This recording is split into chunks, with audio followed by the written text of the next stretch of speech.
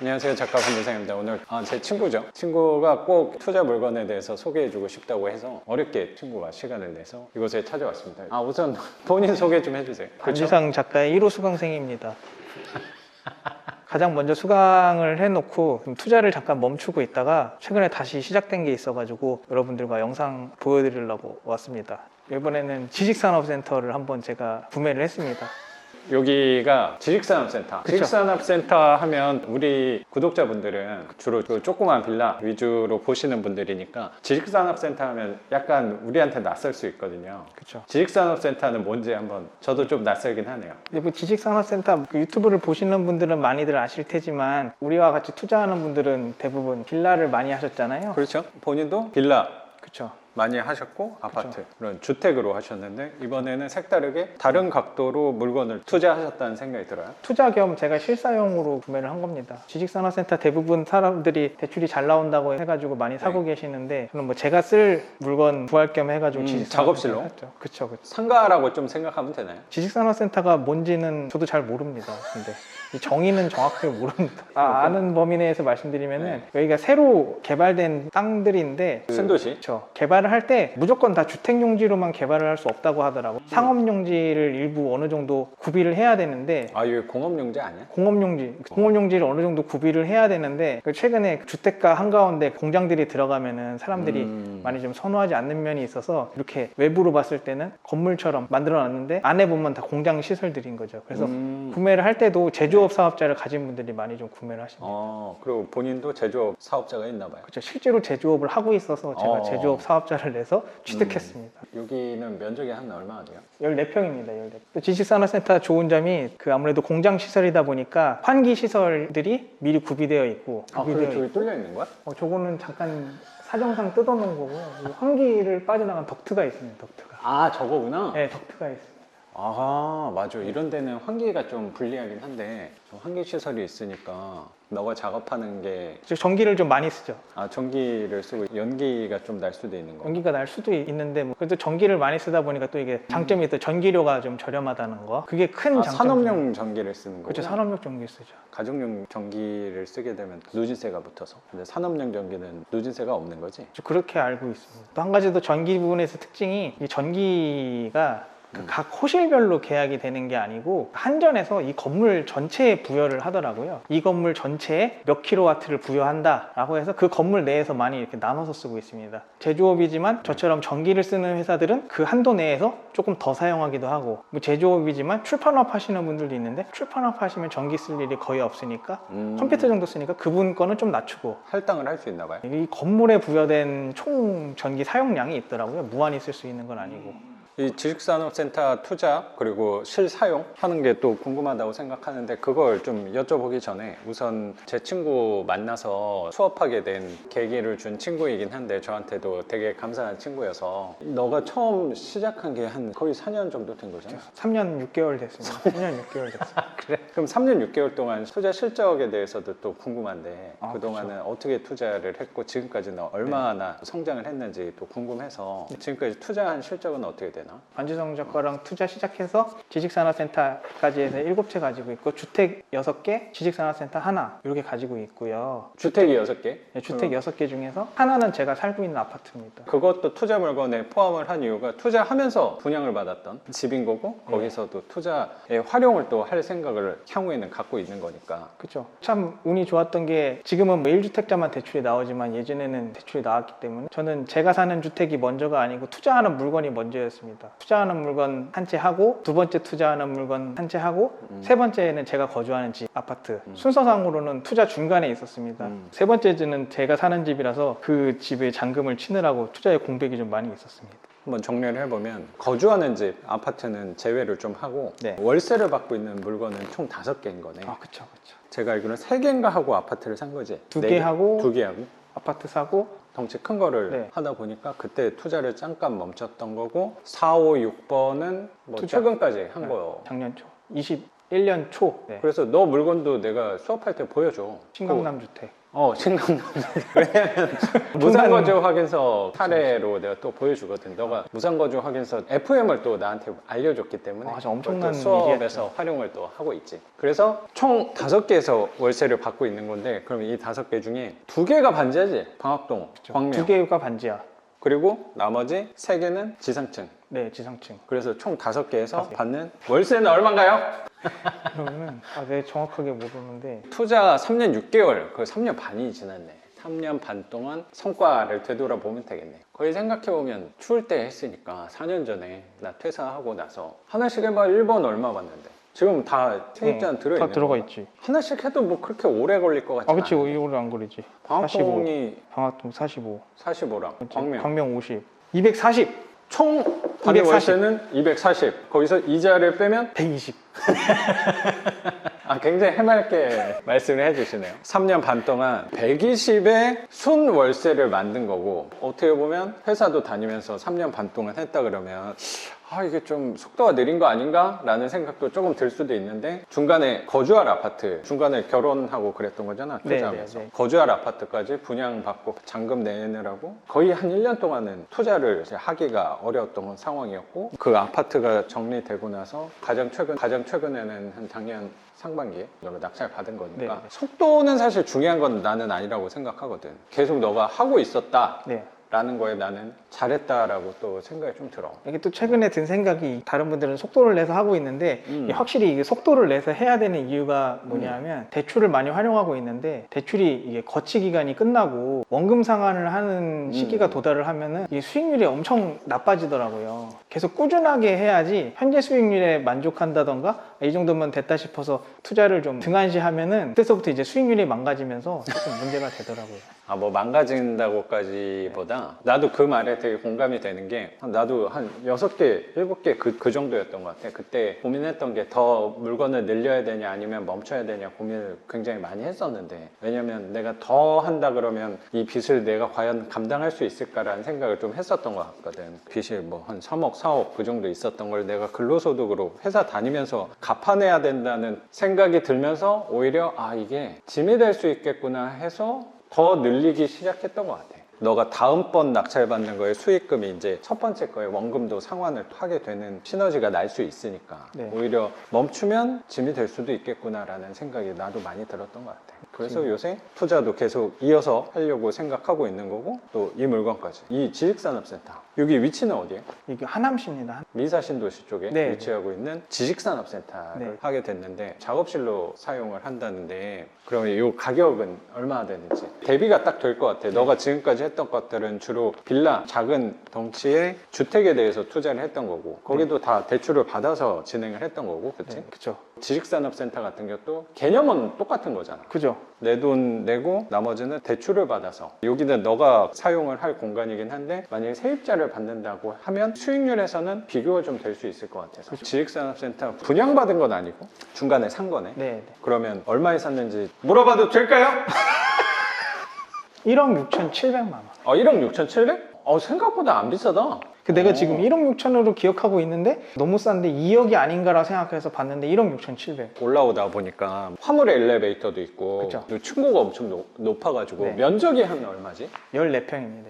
14평. 14평밖에 안 돼? 그럼 저 발코니 같은 거는 서비스 면적인가 보다. 발코니 포함. 포함해서 14평? 근데 저도 이번에 근데 그 되게 커 보인다. 이게 여기 네. 높아서 그런가? 경매가 아니고 일반 매매라서 부동산을 굉장히 여러 번 만나서 같은 건물에 같은 면적의 지식산업센터도 많이 보고 다른 건물에 동일한 면적도 봤는데 이 층고가 어떠냐에 따라서 그 개방감이 확실히 다르더라고요. 같은 이건 거의 건물. 뭐 복층 높이네. 그래서 편법적으로 복층을 많이 설치를 한다고 하십니다. 복층을 설치하면은 소방법에서 저촉돼서 절대 안 되고 안 걸리지 않을까라고 생각을 하실 수가 있는데, 실제로 한 1년에 한 번씩 주기적으로 나오더라고요. 미리 예고하고 그렇구나. 나와서 이 건물도 2달 뒤에 소방점검을 나온다고 예고가 된 상황입니다. 그럼 소방관이 직접 나와가지고 하나씩 육안으로 체크를 하는구나. 네, 문 하나씩 열어보고 그렇구나. 뭐 한다고 합니다. 주택하고 좀 다른 거네. 그래서 주택은 뭐 만약에 위반 건축물이 있다, 신고가 들어오기 전 체크가 거의 나오는 경우가 없는데, 여기는 아주 여기는 주기적으로 나온다고 합니다. 그래서 위반에 대해서는 불편하다. 이 정도 공간이면 어차피 너가 사용하는 데는 불편한 건 없으니까. 그렇죠. 근데 그렇지. 그럼에도 계속 위반을 하시면서 사용하시는 분들은 계시더라고요. 뭐 나만 잘하면 되죠. 뭐. 그래서 1억 6,700! 1억 6,700. 700에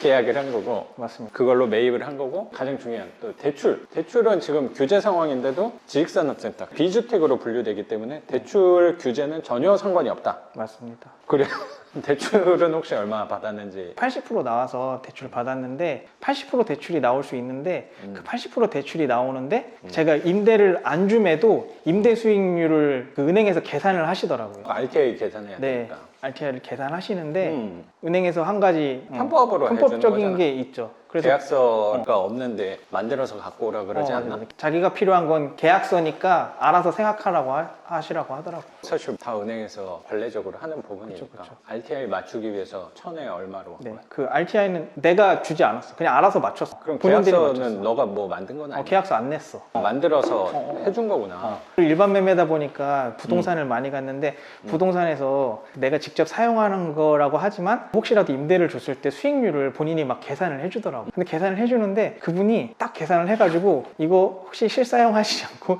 임대를 주셔도 이 정도 수익률은 나옵니다라고 해서 보여줬는데 엑셀 파일에 6%가 나오더라고. 6%를 계산해서 저를 보여주는데 반지님들도 같은 생각이겠지만 6% 수익률을 보여주는데 이걸 나보고 사라고 하는 건지 사지 말라고 하는 건지가 순간 이해가 안 되더라고. 사실 우리한테 6%면 대출 안 끼고도 6%가 넘으니까 일반적으로. 근데 6%가 괜찮다는 식으로 분명히 얘기했을 거라고 생각은 좀 들어서. 맞습니다. 6%를 되게 보여주시길래 순간 당황을 하면서 분위기를 좀 파악을 했죠. 아, 이게 높은 숫자로 보여주신 거구나라를 파악을 하고 뉘앙스가. 아, 우리가 그동안 진짜 수익률이 높은 투자를 해왔구나 라는 생각이 좀 들은 경험도 있습니다. 그래서 1억 6,700에 거래를 한 거고 80%면 대출 금액에 대해서는 한 얼마야?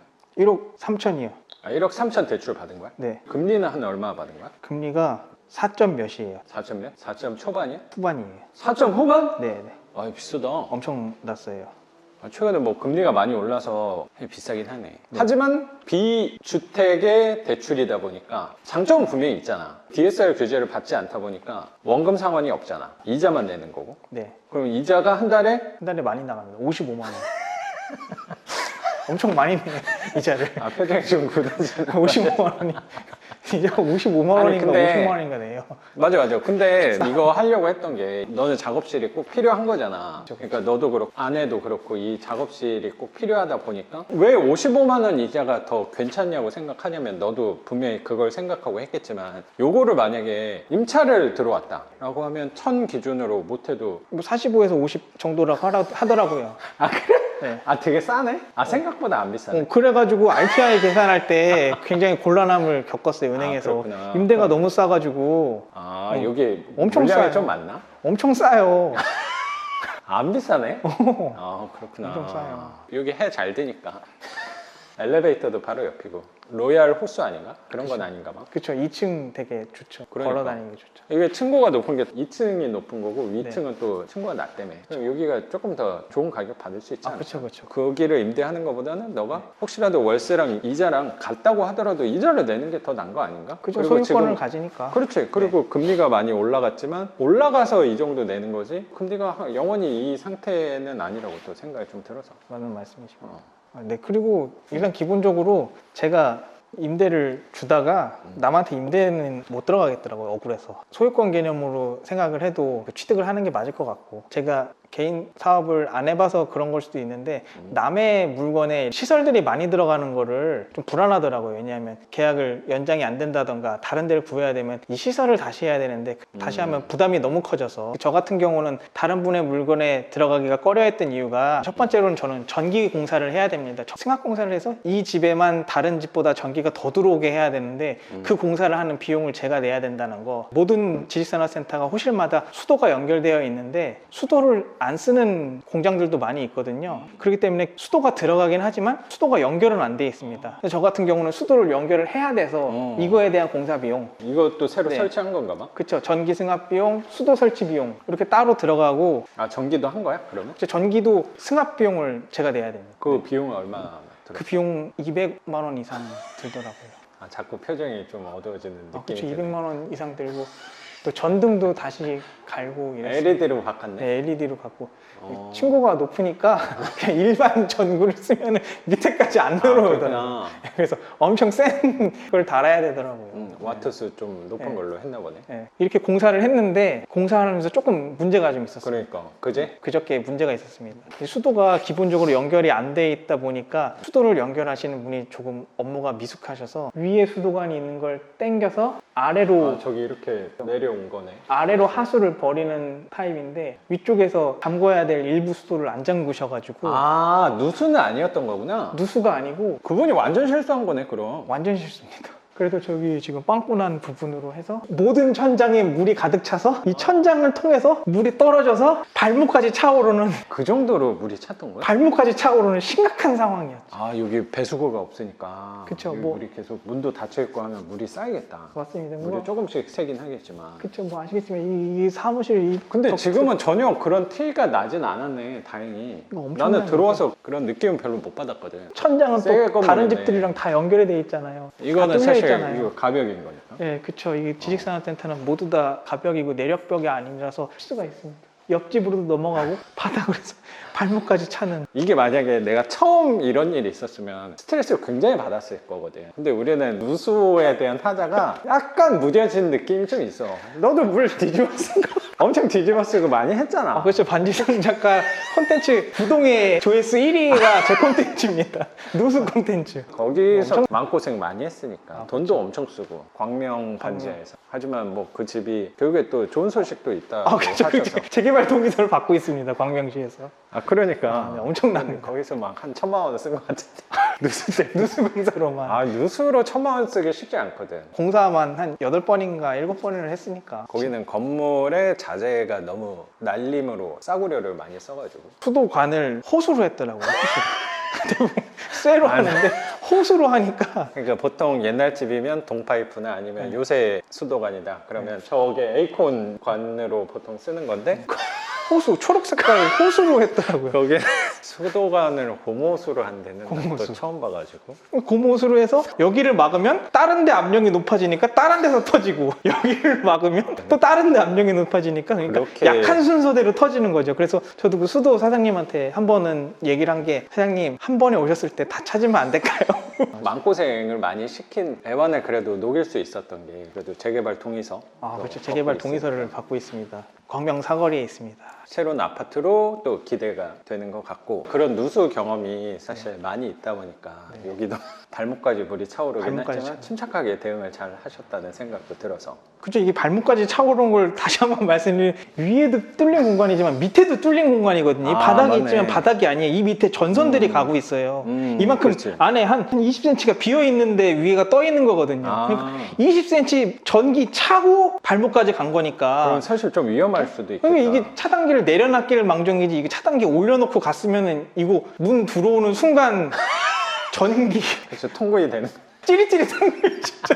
그래서 지금 좀 말려놓고 있는 상황인 거고. 그리고 이 밑에 집은 심지어 그 인터넷 서버를 관리하는 회사라서 이런 공간에서 물이 떨어질 줄은 꿈에도 몰랐을 텐데. 저도 이거 부인이 갔더니 물이 샜다라고 해서 저는 바닥에서 올라온 줄 알았어요. 우리는 바닥에서 올라오는 걸 생각을 많이 하잖아요. 반지하니까. 반지하 습관 때문에. 당연히 바닥에서 나왔겠지라고 생각했는데 위에서 떨어져서 바닥을 이렇게 발목까지 채울 정도로는 생각을 그래서 아직 난관이 끝나진 않았지만 언제 끝날지는 좀 지켜봐야겠다. 아직 벌어지지 않은 거니까 그때 가서 또 고민하는 걸로 생각하면 될 것 같아요. 그래서 부동산에 대해서는 주택에 대해서 투자를 해보신 거고 지식산업센터 투자를 해본 결과 장단점이 좀 보일 것 같아요. 향후의 투자는 어느 쪽으로 생각을 하는 거예요? 지식산업센터인가 주택인가? 지식산업센터는 이걸로 수익 내고 잘 하시는 분들이 있지만 저는 이거는 실사용으로 한번 구비한 거라서 앞으로는 주택을 다시 하는 게 맞는 것 같아요. 다른 부분까지는 모르겠는데 적어도 수익률적인 거는 주택이 유리하다는 생각이 드나 봐요. 그쵸. 그리고 여기 건물은 아니었고 요 근처에 지식산업센터가 경매로 나온 것도 있어서 접근을 했었잖아. 저 같은 건물에 있던. 아, 요거야? 예, 요 건물에. 그것도 입찰을 하려고 했었나 아마. 그쵸. 그 입찰을 하려고 했었는데 그거는 평수가 너무 큰 거여서 이거의 2배 되는 데라서 가격이 좀 많이 높았고. 근데 그것도 결과가 시세랑 비슷하게 낙찰받아간 걸로 알고 있어서. 네, 그래서 부동산 사장님이랑 되게 자주 만나서 부동산 사장님한테 솔직하게 처음부터 말씀드렸습니다. 실은 경매에 이런 물건이 나왔는데 이 정도 시세에 받아간 것 같다라고 했더니 사장님이 시세 수준이라던가 조금 높게 받은 것 같다고 하시더라고요. 지식산업센터는 거의 보진 않긴 하는데 너가 요거 한다 그래서 한번 확인을 해봤더니 요것도 겉에는 되게 화려하고 깨끗한 물건이다 보니까 그쵸. 저렴하게 경매로 사기는 어렵지 않았나라는 생각도 나도 들었던 것 같아. 네. 그래서 나도 다시 한번 그래도 남들이 좀 덜 보는 이 겉이 허름한 물건을 한 거는 잘한 것 같다라는 생각을 좀 다시 한번 하게 됐던 것 같고, 그렇게 부동산 투자만 이렇게 열심히 하고 있었는지 알았는데 또 나름의 재테크를 열심히 하고 있었다고. 최근에 뭐 수익률이 40% 이상 났다고 해서 또 그게 제가 관심이 생겨서 어떤 투자를 하고 있었는지 여쭤봐도 될까요? 부동산 투자는 아니고 어떤 투자예요? 부동산 투자는 아니고 신발들 많이 관심 있어 리셀이라는 걸 많이 하는 것 같은데. 리셀이 다시 판매한다 뭐 그쵸, 그런 뜻인가? 그렇죠. 리세일이죠. 리세일. 기존에 있던 신발을 사서 나중에 신발 가격이 오르면 판매하는 걸 하고 있는데 제가 아직은 이렇게 사고선 판매는 하지 않았기 때문에 리셀러는 아닙니다. 지금 매입만 하고 있는 그렇죠. 매입만 단계구나. 하고 있습니다. 그렇죠. 하나하나씩 매입을 하고 있는 상황입니다. 원래 옛날부터 운동화 되게 좋아한 걸로 제가 알고 있거든요. 제일 처음에 사게 된 계기는 그 학창 시절의 추억 때문에 한 켤레 사게 됐는데 언제부터? 작년 여름에 샀죠. 아직 1년이 안 됐는데 나 되게 오래 한 줄 알았어. 근데 본인 신발은 너무 고무신을 신고 그쵸. 실내화를 신고. 저는 3,000원짜리 실내화를 신고 다니는데 근데 신발 재테크. 신발은 집에 엄청 많죠. 엄청 많다는 게 몇 켤레나 구매를 지금 하셨는지. 나이키 신발이 31켤레 있습니다. 주로 브랜드는 나이키. 그렇죠. 나이키 접근을 30켤레, 아디다스 1켤레. 그럼 네. 총 31족을 그죠. 보유하고 계시는 거네. 31쪽 보유하고 있는데 개당 얼마 정도 하는 거예요? 구입 가격 10만 원 정도 하는 건가? 그쵸. 뭐 10만 원짜리도 있고 비싸면 20만 원짜리도 있고 그럼 그러는데 범위가 한 10만 원, 20만 원 그쵸? 사이로. 그러면 이 소액을 갖고 재테크 하는 데는 도움이 좀 되겠네. 그쵸. 한 켤레당 한 15만 원 정도에 매입한 것 같네요. 평균적으로. 근데 이게 그럼 한 500만 원 돈 쓴 거네. 그쵸. 그래서 그래서 이게 돈 없다더니 쪼개가지고 매입을 했네. 신발을 사게 되면서 부동산 경매 투자의 원칙을 다시 한번 되새기게 되는 계기가 됐어요. 그래? 그러니까 그 이게 원칙이 뭔데? 싸게 사는 사람을 절대 못 이깁니다. 그리고 이게 시간에 투자하는 사람을 절대 못 이깁니다. 어떤 사례가 있었냐면 신발이 발매가 되면은 물량이 너무 많아서 기존의 판매 가격보다 물량이 많아지면 점점점 내려가거든요. 기존의 판매 가격이 100이라고 하면은 처음에 발매를 하면은 사람들이 너무 많이 물량을 가지고 있어서 다 같이 팔려고 하기 때문에 가격이 계속 내려갑니다. 경쟁이 치열해져서. 그쵸. 그래서 저는 한 양이 많기 때문에. 그죠. 한 10%? 15% 정도 하락했을 때 그냥 매수를 걸어놔요. 거기다 그냥 생각 안 하고. 근데 그 시장 구조가 아까 물량이 많다고 했는데 찍어내는 게 정해져 있다고 한 거 아니야? 그치, 정해져 있죠. 그러니까 근데 처음에는 많이 풀린다 그거구나. 신발 리세일 시장이 특이해서 한정판은 응모를 해가지고 되게 얻기 어려워서 그거는 정말 로또처럼 당첨이 되는 거고, 그거 이외에 그냥 일반적으로 나오는 신발들도 나이키가 수량을 무한대로 하지 않습니다. 아주 일반적인 신발이고 특별할 거 없는 신발이더라도 수량을 제한해서 항상 나이키는. 그래서 그때만 발매를 하거든요. 그러면 한정판이 저절로 되는 거네. 보잘것없는 그냥 까만색으로만 된 운동화도 나이키가 발매를 안 하면 품절이 나버린다. 부동산의 속성하고 비슷한 성향이 좀 있다는 생각이 드네. 그쵸, 부동산 그쵸. 같은 경우도 화려하든 허름하든 땅 지분을 갖고 있는 거는 하나밖에 없는 거니까. 그죠. 신발도 정해진 수량이 있다는 것 때문에. 뭐 계속 이게 주기적으로 발매를 하니까 예전에 발매했던 신발의 가격을 확인을 하고 수량이 없을 때 200만 원 정도에 판매가 됐다라고 하면은 이 신발이 출시가 되면은 200만 원에 팔리던 신발이 10얼마에 거래가 되거든요. 그래서 저는 10얼마에 사둡니다. 뭐 다시 나오기도 하는 거야? 똑같은 신발이 2016년에 나온 거, 2020년에 나온 거, 뭐 2022년에 나온 거, 뭐 이렇게 딱 구분이 되어 있거든요. 같은 신발도 연도가 그 연도마다 디자인이 약간 다른가? 완전 똑같아요. 사면서 느낀 게 사람들이 갖고 싶은 신발을 사는 게 아니고 비싼 신발을 사고 싶어 하는 것 같아요. 예전에는 200만 원에 거래됐던 게 정말 예뻐서 200만 원인 게 아니고 사람들이 못 구하니까 200만 원을 주고 샀던 거고, 나는 사람들이 못 구하는 신발을 200만 원에 신는다가 필요했던 거지 그 신발이 필요했던 게 아니더라고요. 똑같은 신발이 그대로 발매해서 10얼마면은 아무도 안 사요. 오히려 싸니까. 싸면 안 사, 사람들이. 우리는 싸면 많이 살 거라고 생각하는데 싸니까 오히려 안 사는 현상이 벌어지는 거네. 실제로 제가 그 일을 겪었습니다. 분명히 저번 달까지 200만 원에 거래되는 신발인데 발매를 해서 운 좋게 제가 19만 원에 샀어요. 근데 그게 가격이 계속 내려가는 거야. 10만 원에도 팔리더라. 내가 19만 원에 산 건데. 좀 속이 쓰렸겠어요. 네. 그래서 거기서 깨달은 점, 네. 아 이거는 사람들의 선호다. 그리고 시간이 해결해 준다. 한 9개월 지난 시점에는 지금 이제 다시 또 가격이 올라갔죠. 어느 정도. 싸게 산 사람을 못 이긴다. 그리고 시간에 투자하는 사람을 못 이긴다라는 걸 배웠죠. 그럼 이게 부동산 원칙하고 되게 비슷한 거네. 너가 하는 방향이랑. 부동산에 투자했던 원칙이랑 신발에 투자했던 원칙이랑 접목되는 부분이 굉장히 있네. 그렇죠. 부동산도 좀 싸게 사고 관점인 거고, 특히 경매 시장이라면 일반 매매 시장보다 당연히 좀 저렴하게 살 수 있는 거니까. 그렇죠.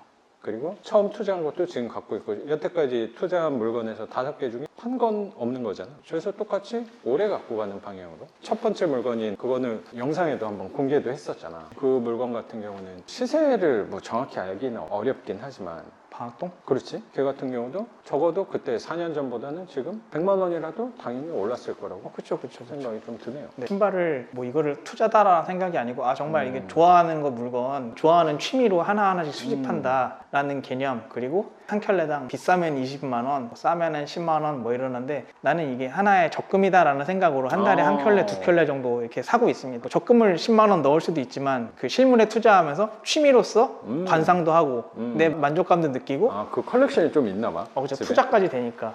장 같은 거에 넣어놓나? 박스로 보관해야 되지 않나? 그렇죠. 박스에 보관하고 박스만 바라보고 있겠네. 그렇죠. 대부분 박스에 넣어서 뭐지 하고서 열어볼 때도 있어요.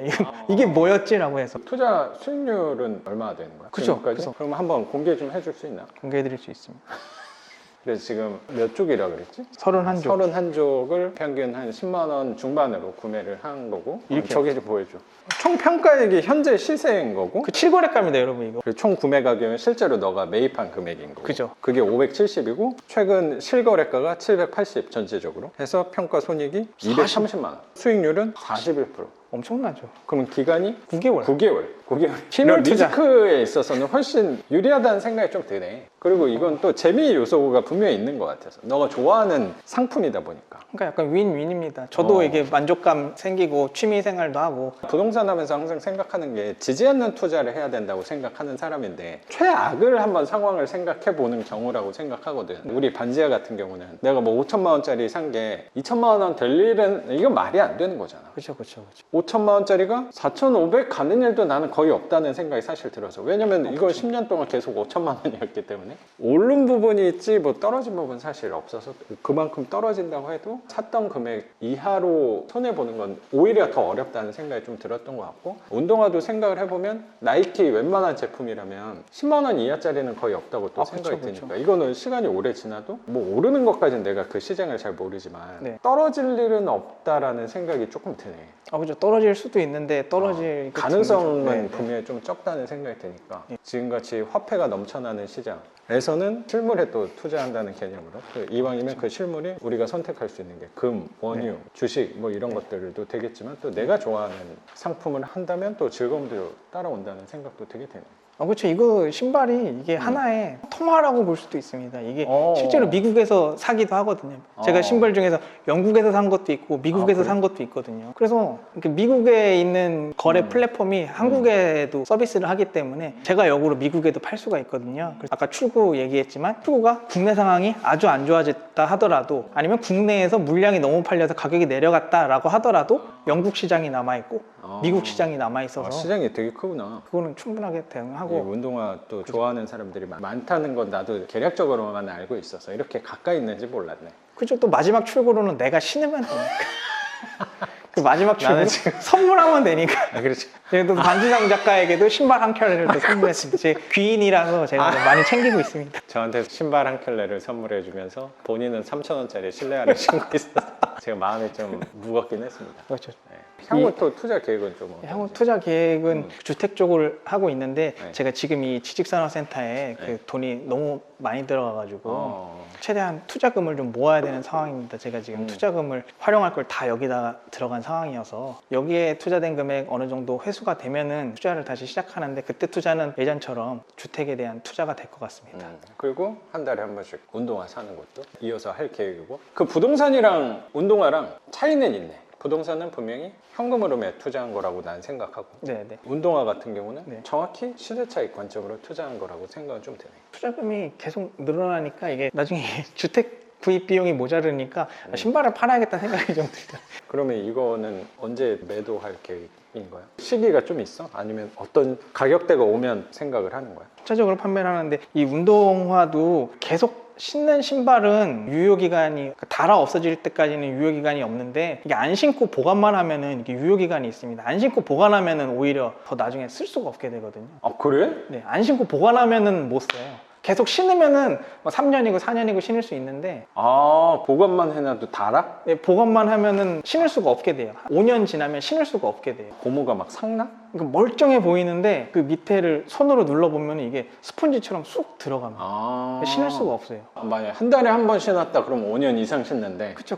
안 신고 놔두면은 5년을 뒤가 힘든다고 합니다. 마지노선은 좀 있는 거네. 그쵸, 많이 넣었는데. 그럼 또 5년이라고 5년에 팔 수는 없으니까 네. 한 2, 3년 정도 시기 안에 좀 매도할 생각을. 그거를 막기 위해서 저도 뭐. 아, 이렇게 그럼 그 사는 사람들은 신으려고 하는 거야? 아니면 그 사람들도 또 리셀을 하려는 고객층들이 많은 건가? 둘 다 있죠. 아, 둘 다구나. 저도 갖고 싶은 신발인데 구할 수 없으면 리셀 플랫폼에서 사서 그런 것도 있고, 제가 이게 다 직접 발매한 거 산 거 아니고 다른 분이 가격을 높여서 붙인 걸 제가 사서 더 높일 때까지 기다린 것도 많이 있거든요. 거의 그렇구나. 한 절반 이상이 그런 거거든요. 그래서 시간에 투자하는 사람이 무조건 이기는 게임인 것 같고, 시간의 마지노선이 5년까지다. 5년 안에는 처분을 해야 된다. 데드라인도 조금. 또 소액 투자니까 네, 그렇게 리스크가 크지 않다는 생각이 드니까 부업으로 적금 넣는 것보다는 훨씬 또 재미가 있고 또 수익률도 좋은 재테크 상품이 될 수 있지 않을까 또 생각이 드네요. 취미라고 생각하면 좋은 겁니다.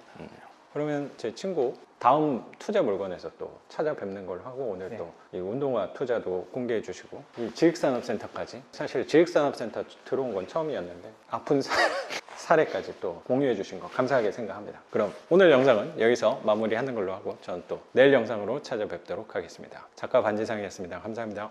감사합니다. 고맙습니다.